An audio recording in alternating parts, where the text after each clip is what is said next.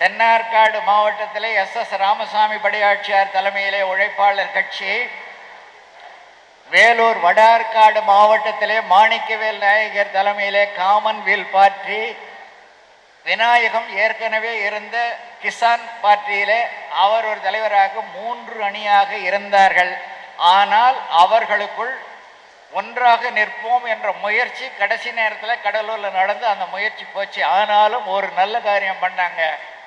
யார் நிற்கிற இடத்துல நம்ம ஆளுங்க இன்னொருத்தர் போடுவதில்லை என்று தனித்தியாக நின்று 25 எம்எல்ஏக்கள் 6 எம்பிக்கள் வந்து போட்டு தமிழ்நாட்டை கலக்கடித்தார்கள். ராஜாஜி வந்து கெஞ்சி கூத்தாடி பெரியார் சிபாரிசு பண்ணி முதல்ல எஸ் ராமசாமி ஆட்சியார் மாணிக்கவேல் நாயகர்களுக்கு அங்கே கட்சிக்கு போகிறதுக்கு சப்போர்ட் கேட்டார். காமராஜரை பதவியில் இருந்து காப்பாற்றி அந்த குறைந்த காலத்தில் போனவர் ராமசாமி படையாட்சியார் அவர்களும் நம்முடைய விநாயகம் அவர்கள் அடுத்ததாக மாணிக்கவேல் நாயகர்கள் ஆற்றிய பணி அன்றைக்கு அந்த அரசை நிலைநிறுத்தியது என்பது வரலாறு. ஆனால் அப்போ என்ன பண்ணாங்கன்னா, எஸ் ராமசாமி படையாட்சியாருக்கு ஸ்தல ஸ்தாபன மந்திரி, ஸ்தல ஸ்தாபனம்னா உள்ளாட்சித்துறை. அன்றைக்கு உள்ளாட்சித்துறை ரொம்ப பவர்ஃபுல். இதை விட மாணிக்கவேல் நாயக்கருக்கு ரெவன்யூ அண்ட் கமர்ஷியல் டாக்ஸஸ், வருவாய் மற்றும் வணிக வரித்துறை கொடுத்து வச்சு அடுத்த எலெக்ஷனில் ராமசாமி படையாட்சியார் எம்எல்ஏ சீட்டு மட்டும் கொடுத்து பேருக்கு ஒரு 1 இயர் நம்ம ஒரு எங்கூர்காரர் போராகனை போட்டு அவருக்கு என்ன கொடுத்தாங்கன்னா மாணவர் தலைவராக வந்தார். இளம் வயசு. ஏன்னா மூத்த விவரம் தெரிஞ்ச ஆளை போட்டால் எங்கேயோ போயிடுவார் 1 இயர்னு செய்தித்துறை அமைச்சர்னு கொடுத்தாங்க. எங்கள் ஊர் போராகன் சேலத்தில் பொண்ணு கட்டினார். ரத்னவேல் கவுண்டர் பொண்ணு கட்டினவர். எங்கள் அப்பாவுக்கு மிக நெருங்கியவர். அப்பாவோட 40 ஆண்டு கால நண்பர் போராகன். மாணவராக அண்ணாமலை யூனிவர்சிட்டியில் பிஎஸ்சி சுவாலஜி ஹானர்ஸ் படித்தவர். செய்தித்துறை அமைச்சர்னு அந்த காலத்தில் ஒரு இதை போட்டு நாங்கள் வன்னியர்கிட்டோம். எப்படி 2 பெரும் தலைவர்கள் கமர்ஷியல் டேக்ஸஸ், ரெவென்யூ, லோக்கல் பாடிக்கு இருந்த இவங்களை வச்சு கட்சியை காப்பாற்றிக்கிட்டு கட்சி காப்பாற்றப்பட்ட உடனே ஒரு கொசுறு கொடுத்தாங்க. இது ஒரு உதாரணத்திற்காக சொன்னேன். இதே நிகழ்வு தொடர்ந்து பல்வேறு வடிவங்களிலே நடந்து கொண்டிருக்கிறது. இந்த அரசியலை புரிந்து கொண்டு இதை தெளிவாக்க வேண்டியது நம்முடைய இளைஞர்கள் கடமை. அடுத்தது, இந்த வரல் ஆறு என்பது வந்த வழி, வருகின்ற வழி என்பது, அதை பற்றி ஏற்கனவே சொல்லிட்டோம். நம்ம மக்கள் ஆகிய போராட்டங்களில் பேரரசுகளுக்கு பிறகு இந்த தமிழ்நாட்டை காக்கிற முக்கியமான பணியை செஞ்சவங்க சம்புவராயரும் காடவராயரும். அவங்கள மறக்க முடியாது. சம்புவராயர் படை வீட்டு தலைமையாக கொண்டாங்க. காடவராயர் இந்த விஜயநகர ஆட்சி வந்து சம்புவராயரை வீழ்த்தியது, தமிழர் அரசை வீழ்த்தியது. அதிலிருந்து வீழ்ந்த நாம் இன்று வரை மீளவே இல்லை. அது நடந்தது 1670 காலகட்டம். கிட்டத்தட்ட 400 வருஷமாக நாம் முழுமையாக எழுந்திருக்க முடியாமல் செய்தது. இதை ஏராளமாக செய்திருக்கு. அதை படிக்கணும்னா மதுரா விஜயம் என்று அவன் விஜயநகர அரசன் குமாரகம்பனுடைய மனைவி கங்காதேவி என்பவர் சமஸ்கிருதத்தில் ஒரு புத்தகம் எழுதியிருக்காங்க. அதனுடைய இங்கிலீஷ் டிரான்ஸ்லேஷன் வந்திருக்கு. அதை படிச்சிங்கன்னா சம்புவராயர் எப்படி தோற்கடித்தார்கள், அதில் சில இடம் வந்து நமக்கு கண்ணீரை வரவழைப்பதாக இருக்கிறது. அவன் சொல்றான், இந்த சம்புவராயன் இஸ் த திராமிடா சீஃப், தமிழர்களின் தலைவன். திராமிடா, திராவிடா, தமிழர் என்பது அவன் தான். அந்த சம்புவராயா கிங் இஸ் தி திராமிடா சீஃப். அவனை வென்றால் வழியே நீங்க மதுரை சுல்தான்கிட்ட போக முடியாது இதை தாண்டி. ஆகவே இவனை வெல்வதற்கு வியூகம் வகுப்பதற்கு 6 ஆண்டுகள் கோலாருக்கு பக்கத்தில் முள்ளிவாயல் என்கிற இடத்திலே முகாமிட்டு மன்னன் இளவரசன் தங்கினான். பின்பு காஞ்சிபுரம்ல 2 முறை தோற்று விரிஞ்சிபுரத்துக்கு பாலாற்றுக்காகவே தப்பி ஓடிட்டான். 3வது முறை அவன் வென்று சம்புவர்களாக அடைக்கினான்னு பெரிய கதை போகுது.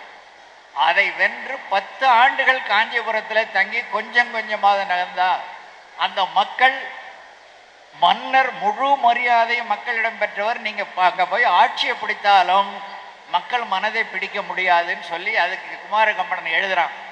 முதல்ல அந்த மக்கள் வரியெல்லாம் ரத்து பண்ணு, இப்போ இலவசம் வருதில்லை அதே மாதிரி வரியெல்லாம் ரத்து பண்ணு, அப்போதான் ஒன்று நல்ல அரசன் சொல்லுவான். இப்படி ஒரு 5-6 வருஷம் சமாதானம் பண்ணிக்கிட்டு அதற்கு தெற்கே you plan to win the Vanniya rajas தான் அந்த வேர்டிங்கில் இருக்கு. வன்னிய ராஜா அவர் ஒருத்தர் மட்டும் இல்லை, அவரை தோற்கடித்த பிறகு மதுரை செல்கிற வழியிலே ஆளுகின்ற வன்னிய ராஜாக்களை வெல்ல வேண்டுமென்றால் தக்க சமயம் வரை நீ படைகளை தயார் செய்ய வேண்டும். இது அந்த ரெக்கார்டில் இருக்கு. எதிரி எழுதின ரெக்கார்டு, அதனால உண்மை. நாமே எழுதினா புகழ்ச்சி. இது நடந்த அந்த 17ஆம் நூற்றாண்டு வரலாறு நம்மளுடைய அட்லீஸ்ட் வரலாற்று ஆசிரியர்களாவது படித்திருந்தவர்கள். இப்படி பல விஷயங்கள் அரசியலில் நடந்திருக்கின்றன. இதையெல்லாம் நம்ம எதிர்காலத்தை பார்க்கிற பொழுது கடந்த காலத்தையும் நினைத்து பார்த்து வரலாறு நம்மை பொய்த்து விடாதவாறு நாம் பார்த்து கொள்ள வேண்டிய முழு அவசியம் இருக்கிறது. ஆகவே காலத்தின் சுருக்கம் கருதி நம்முடைய அன்பு மாணவர்களே, விழிப்போடு இருங்கள். இன ஒற்றுமை என்பது மிக மிக முக்கியம். நாம் வேளாண்மை நசித்து போய் கிடக்கிறது. வேளாண்மையால் இந்த கொங்கு பெல்ட்டில் வேளாண்மை ஓரளவு சிறப்பாக இருக்கும், அறிவார்ந்த வேளாண்மை. எங்கள் பக்கம்லாம் வேளாண்மை என்பது போட்ட முதலுக்கு எடுக்கவே முடியாது, அவ்வளோ மோசம். அதனால் வேளாண்மை நம்மை காப்பாற்றாது, ஆனால் அந்த நிலங்கள் நம்மை காப்பாற்றும். நீங்கள் பிள்ளைங்க படிக்கிறதுக்காக நிலத்தை விற்கலாம், குடிக்கிறதுக்கு விற்கக்கூடாது.